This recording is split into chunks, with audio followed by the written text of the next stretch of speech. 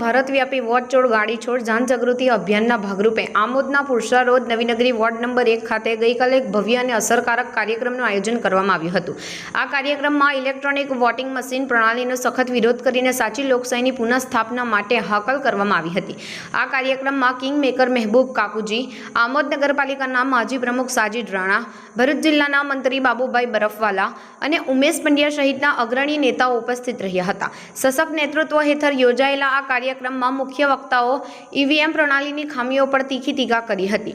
મહેબૂબ કાકુજી અને અન્ય આગેવાનોએ સ્પષ્ટ શબ્દોમાં જણાવ્યું હતું કે ઈવીએમને દૂર કર્યા વિના સાચી લોકશાહી સંભવ નથી।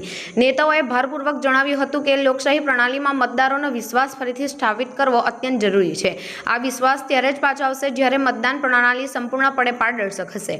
Pursa road Navinagari ward number 1 ખાતે આયોજિત આ કાર્યક્રમ વિશાળ જનમેદની ઉમટી પડી હતી। ઉપસ્થિત જનતાને લોકશાહી પ્રણાલી પ્રત્યે જાગૃત રહેવા અને પોતાના મતદાતાના હક અંગે સમજણ વધારવાનો મજબૂત સંદેશ આપવામાં આવ્યો હતો।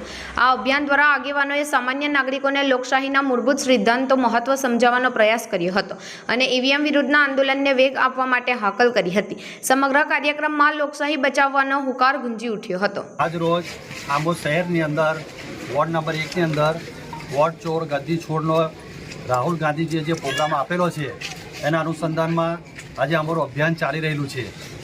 આ સરકાર વોટ ચોરી કરીને સત્તા મેળવેલી છે।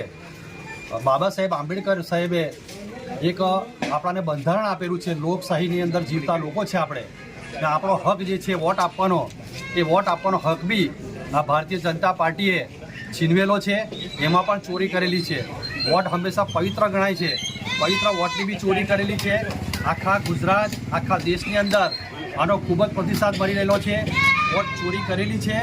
આ ચોરી કરેલા વોટથી બનેલી સરકારને જગાવવા માટે આ અભિયાન જે ચાલી રહેલું છે એ અભિયાનને ખૂબ જ સફળતાપૂર્વક એનું પરિણામ મળી રહેલું છે।